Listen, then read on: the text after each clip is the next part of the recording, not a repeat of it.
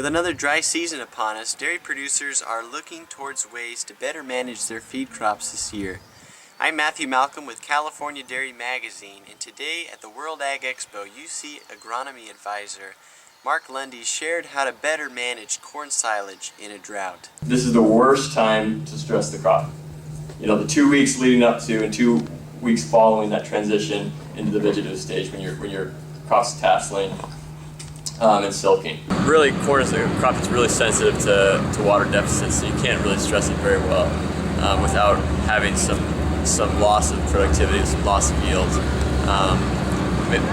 Your highest water use efficiency, most productivity per unit of water is around 88–90%. So if you head into a year knowing you're going to have short water, trying to scale back your ambitions to about 88%, 90% of normal is a good place to start. And then recognize that any time that the crop is stressed really throughout the season, it's going to impact it negatively.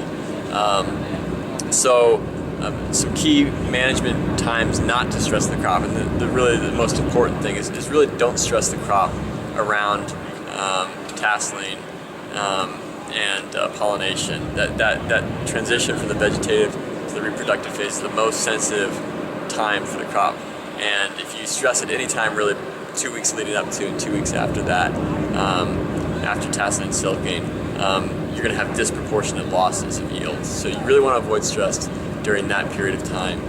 Other times that you probably want to keep an eye on things, early season weeds, making sure that the weeds aren't stealing the water from the crop, and also not forcing the crop to compete with them so that they're growing above ground biomass instead of a root system that they'll be able to use later on.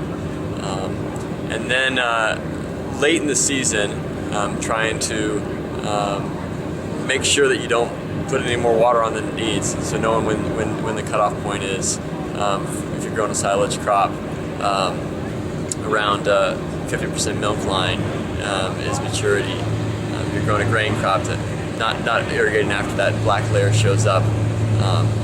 Those are the important things to remember. And maybe backing off, if you run out of water, backing off towards the end of the season is a time that you might have less impact than earlier in the season.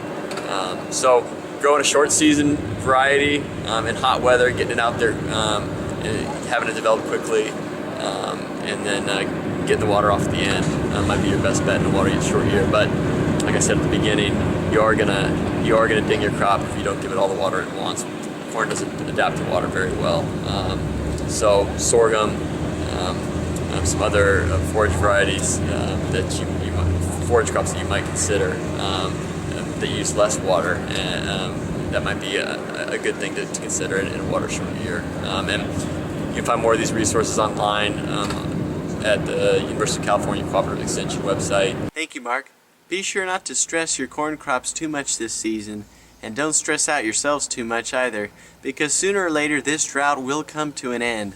But in the meantime, read your monthly issue of California Dairy Magazine to stay on top of the best drought management strategies available. I'm Matthew Malcolm, CaliforniaAgNet.com.